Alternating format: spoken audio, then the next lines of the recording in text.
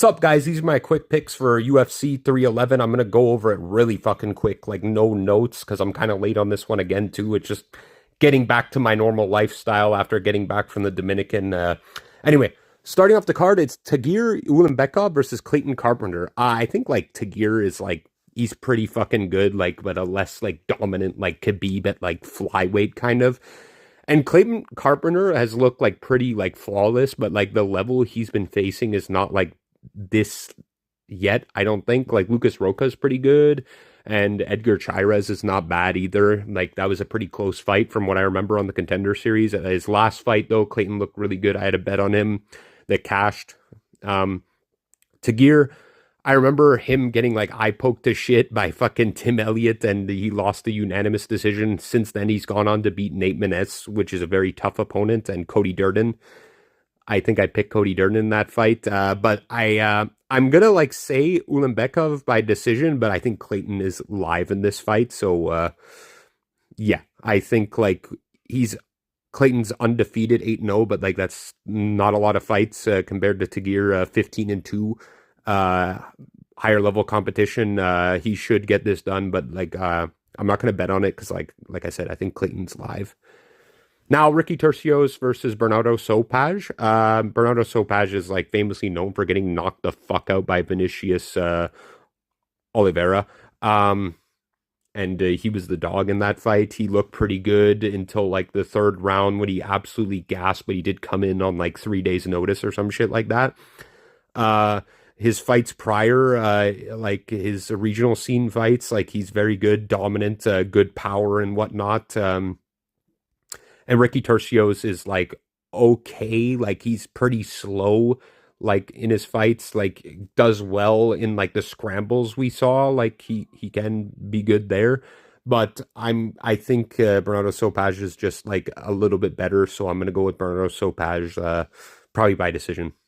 Now, Rinya Nakamura versus Muin Gafarov, and I was surprised to see the odds, like how crazy they were. I think Rinya's really good, and Muin Gafarov is not that good. Like, he did get guillotined by Said Nurmagomedov and won a decision over Kyung Ho Kang, who is no longer in the UFC anymore. He just retired, I believe, and lost to John Castaneda, which they're good opponents, whatnot. But yeah, I think Rinya is just a little bit better with his wrestling and overall skill set. So I'm gonna go with Rinya to get this one again by decision. Now, Carol Rosa versus Eileen Perez, which is like this fight's like kind of tricky to pick, in my opinion. I'm gonna be leaning with Eileen Perez. I know she is the underdog in this fight. I think if Carol Rosa keeps it standing, though, she'll probably piece up Eileen Perez. Like, but I'm gonna go with Eileen Perez to get like the takedowns and like get her wrestling going into this fight, and that's about it. But yeah, I would not touch this one. Carol Rosa, like yeah, like I said, if she it's standing, like she's much better at boxer and like striking just in general. Eileen Perez is like okay on the feet. She does you've seen like girls get like hurt a little bit by her on the feet, like a little bit of power, but like I think Carol Rosa like speed and everything is good. But anyway, Eileen Perez like wrestle fuck decision probably. Now, I did look over Azamat Bakoyev, some of his fights like real quick. So like this like prediction, I don't put too much thought into it because it's this short notice fight. It's only a couple days notice. Zach Reese was supposed to fight Cedricus Dumas. I was like contemplating who to go with in that fight. I know Cedricus like didn't look too good against like Dennis Tayulian, but I was like something telling me like he improved a lot. Zach Reese though, like he has improved a lot. Like he finished like most of all of his opponents in the first round except for Jose Medina, which Jose Medina has like a brick head and incapable of getting knocked out, but he still stuck with it. Stuck to he adapted in the fight and like was able to win that decision pretty dominantly and still had power later on, but he realized he couldn't finish Jose Medina. And Azamat Bekoyev, good wrestler, mostly for what I've seen, decent power. And yeah, it's not too much, but I'll go with the dog on this one, Zach Reese, to get this done probably by TKO round one. I'm just gonna go with like more UFC experience and whatnot, short notice. It could be bad for Zach Reese too, but I'm just going with what I know. But so who knows? Don't tail this pick.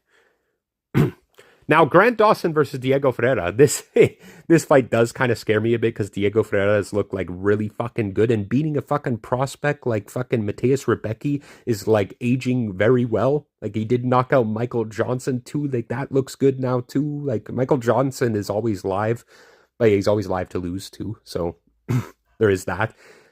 And Grant Dawson's chin is like the only thing that like kind of sketches me out about this because like Diego Ferreira fucking hits fucking hard and he could put away Grant Dawson, but and like Diego Ferreira was like okay in his scrambling ability too, and like anti-wrestling is good as well. But I think Grant Dawson, like he knows what to do in this matchup. He's gonna hold down Diego Ferreira and get a unanimous decision or some shit like that. But like it is like I am a bit scared of Dio Ferreira knocking out Grant Dawson. Like I could like maybe play it by Grant Dawson decision or Diego Ferreira by knockout or something like that.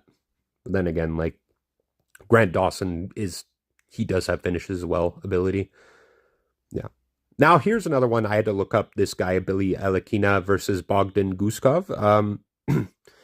And yeah, like Billy's like pretty fucking good. Like but I'm gonna be going Bogdan Guskov like to get this one done by knockout. I was also gonna pick him against Johnny Walker. Like power's crazy.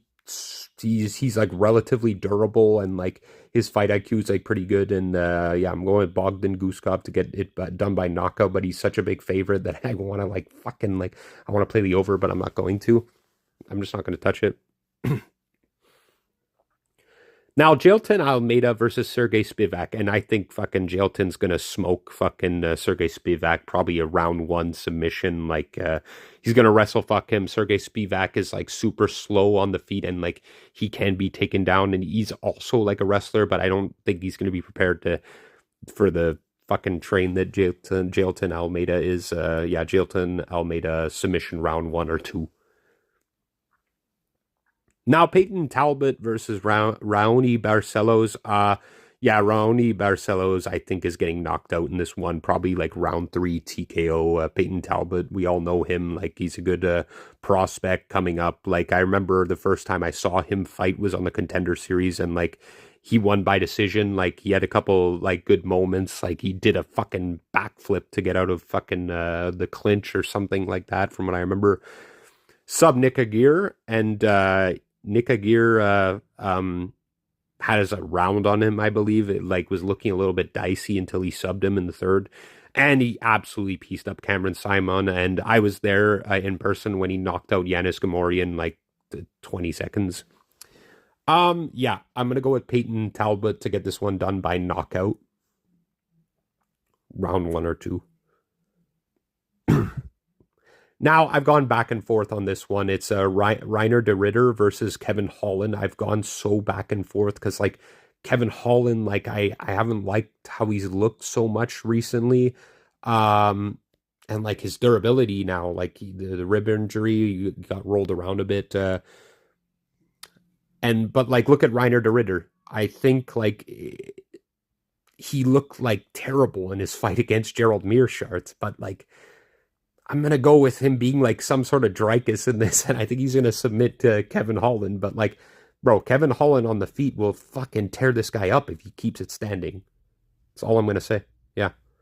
But yeah, low confidence, Reiner de Ritter submission, round two or three. Now, Renato Moicano versus Benil Dariush, and I know like Benil Dariush has been knocked out his last two, and like Renato's finally getting knockouts in his career. And Renato has looked like spectacular. His last fight against Benoit Saint Denis he absolutely destroyed Benoit Saint Denis in that fight, and it was epic to watch. But yeah, I think Benil Dariush is like a better grappler than Benoit and like some of the opponents that Renato has fought. But I'm going to go with Renato Moicano to get this one done by going to say decision, or he's going to get another fucking knockout because like Beneil Dariush's chin has not looked so good, but like the scrambling ability of Beneil Dariush could like be problems in this fight. Like he is live, I'll say that. Yeah. Now Yuri Prochazka versus Jamal Hill. This like, oof, I don't even like fucking like want to pick this one because I find this fight is so 50-50, and I've waited for this fight for years. I was like hoping this fight would happen like 2 years ago when Jamal Hill got the belt. I couldn't wait to see this fight finally happen, but now it's a 3-round fight. And like my heart says Yuri, mine says Jamal Hill, but I'll still go with Yuri. Like I think Yuri's wildness is like maybe not going to fly with Jamal Hill because like Jamal Hill is definitely the more technical fighter, but like also it's kind of a conundrum because like maybe his wildness like is going to fucking like trip up like fucking Jamal Hill. Like I see like Yuri maybe getting a knockout in round 2 over Jamal Hill, or fucking like Jamal Hill like fucking just too technical, gets it done, but I'll go with Yuri. Fucking low confidence. Yeah. I think like the safer bet is Jamal Hill though. Okay, don't even listen to this fucking prediction. This is like so 50-50. I'm not even like, yeah. Now Merab Dvalishvili versus Umar Nurmagomedov. I'm putting everything a fucking side. This is Khabib's cousin, like, and they don't fucking lose. Like, cause like I think like fucking Marab's a fucking machine, and I met him. And you know what? No, I can't fucking do it. Like just cause like on principle alone, like fucking I don't like you bet against these guys and like it's not going good for you at all. Like I do think like Umar's rise like was super quick. Like he's only beaten like Corey Sandhagen, but he did a very good win. Nonetheless, Corey Sandhagen's a fucking tough opponent. And now he's fighting Merab. Merab's a fucking machine, and like fucking like Merab could definitely win this fight, like for sure. But I'm gonna be a pussy and fucking pick Umar to get this one done. Or yeah, but I'm gonna sprinkle on Merab. Definitely. I think he's fucking good. Like I met him in person, like, and I'm rooting for Merab. Let's say too. I think he's fucking funny and like super cool guy in person, and his fight style, like I don't find it boring, like, but he is a decisionator for sure, and like the decision I think would maybe lean more to like Umar if it gets there. But like if he like just fucking nonstop take down Umar, like Umar's got like the skills to like kind of deal with it, I think. So I will go with Umar. But yeah, maybe a sprinkle on Merab. Now, Islam Makhachev versus Arman Tsarukyan. This is a rematch, but yeah, with Arman improving a ton. Like, I know he did have a close fight against Charles Oliveira, and Islam destroyed Charles Oliveira. I'm going to go in with Islam to get this one done by decision. But, like, yeah, the odds are, like, a bit crazy on this. Like, Arman, like, is, like, honestly, I think, like, the best chance against Islam. So, like, it is, like, a fight I'm really looking forward to. I think it's going to be a lot of fun to watch. Like, the scrambles are going to be next level. They're both super high level. It, like, it should be a great time. Like, Islam, like, fucking, like, he's never, like, it's not, like, boring fights, even though, like, most, like, his camp, like, his teammates have a lot of boring fights. Islam, I like watching him. He's grown on me a bit. Like his fight against Dustin Poirier was like, yo, fucking Islam's got some dog in him too, and was outstriking Dustin Poirier, which is super impressive. I don't know, like fucking like Arman, like I've seen his rise. Like I remember he split fucking Joel Alvarez fucking face. That was epic, and like has had a lot of good wins since. He knocked out Beneil Dariush and beat Charles Oliveira by split decision. He did get hurt by Joaquin Silva. That was a bit weird on that short notice fight. Yeah, but I'll go with Islam to get this one by decision. But yeah, I guess I'm not rooting for Arman, but yeah, he's live. Yeah.